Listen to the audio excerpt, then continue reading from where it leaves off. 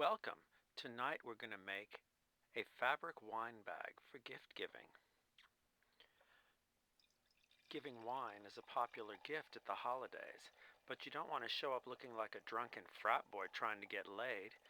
You want to package that wine beautifully for your hostess or host. We're going to show you how.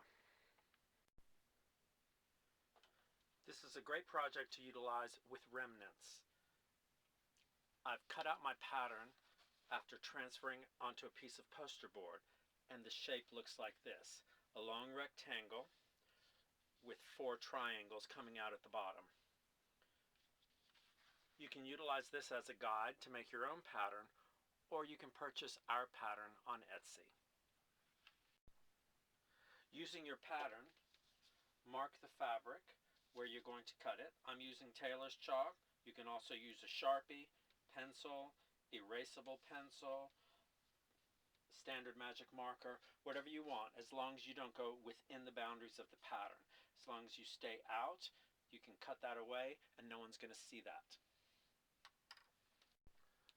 Once your pattern is marked onto the fabric, go ahead and cut out the shape.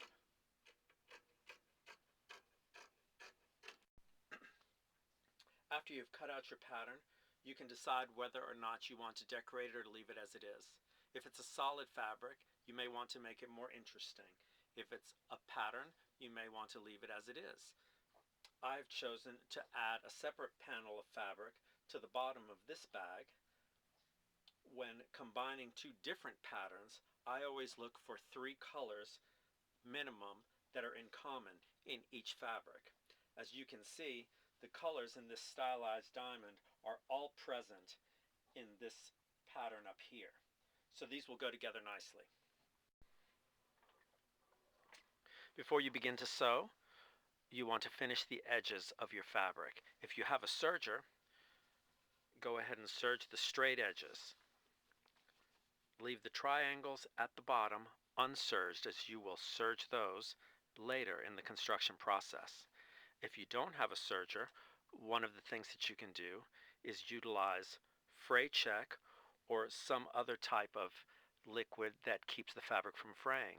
Clear nail polish will also work, and you will want to apply that to the edges of the fabric all the way around and let it dry before you begin to sew. Another method for finishing the fabric is a zigzag stitch on the edges. You'll want to do this all the way around, including the corners, if you're going to utilize this.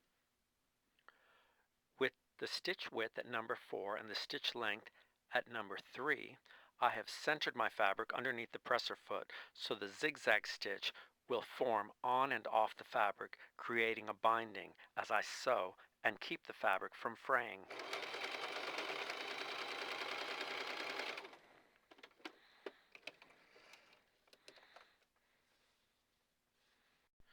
Once your edges are finished, you want to fold over the top edge and press it. From this finished edge, I have made a mark that is 1 1/4 inches above it, going all the way across. I did it utilizing my transparent ruler and tailor's chalk, which will disappear. You may also use a disappearing fabric pen.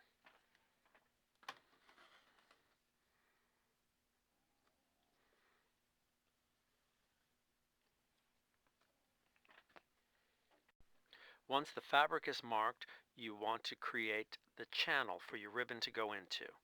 You'll do this by making 2 stitching lines, one on the mark that you've just created and one that is just above the finished edge down here.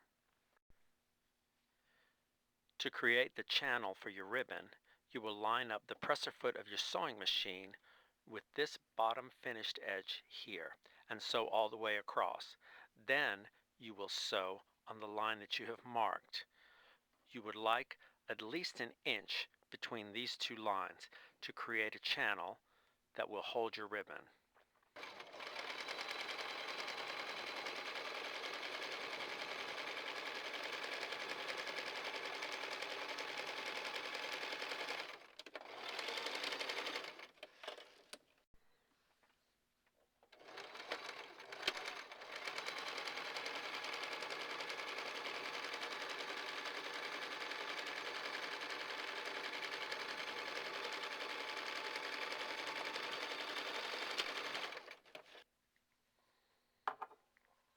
The channel will look like this when it's sewn.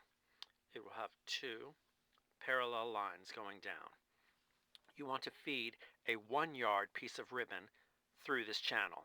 The ribbon should be at least 1 inch wide and can be wider. The easiest way to insert the ribbon into the channel of the bag is to utilize a bent wire hanger. You can also use a safety pin, but that will take longer. You will want to do this at this time, as it will be harder once the bag is constructed. I've taken a wire hanger here and made it into this long loop. You can insert this into one end of the channel, and when it comes out the other side, you can stick your ribbon through it and easily pull it through. This is the fastest and easiest way to do this. When the ribbon is through the channel, pull it to the right side of the fabric and pin it down. This is going to make it easier when you're sewing it.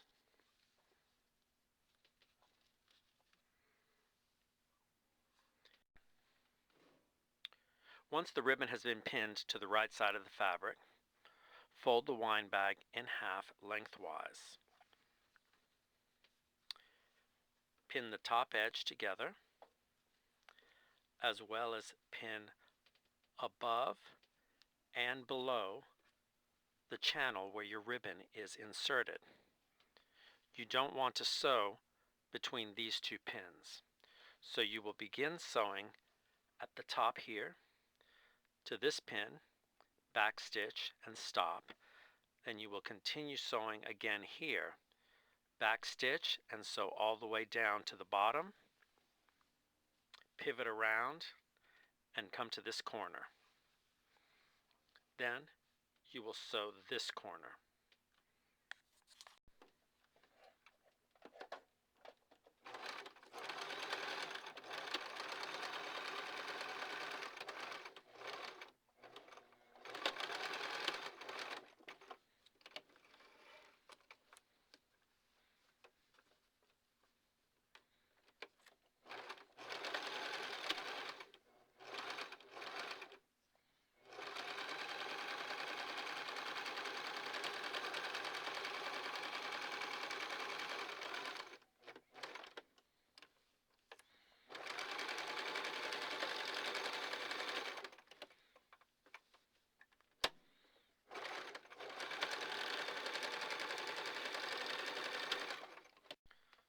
If you're utilizing the serger to finish your edges, it's time to sew these two corners that you have just sewn.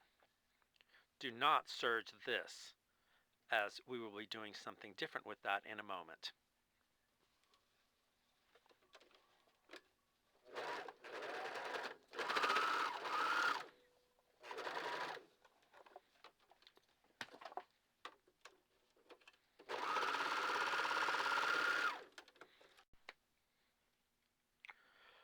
With these two edges finished and serged, you want to reach in with your thumb, open up the bag, and line these two seams up together. Now you will want to serge all the way across this edge.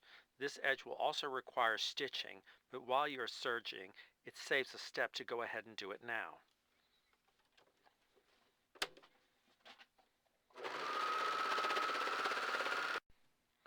With this edge serged, you can now run a line of stitching across that seam to reinforce it.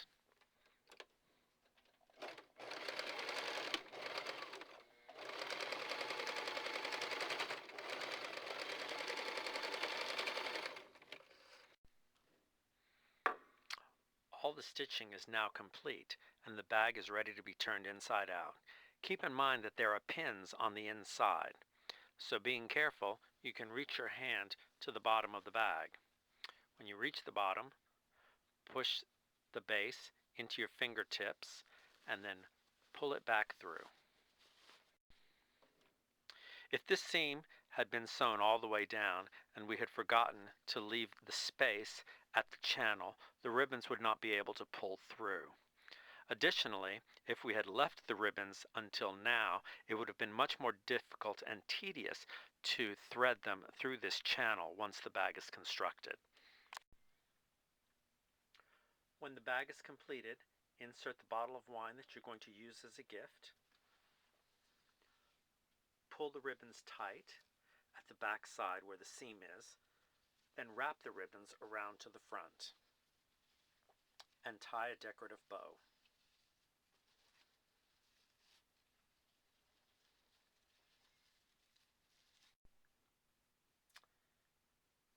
You may purchase our pattern for this wine bag on our Etsy site, and there will be a link in the description.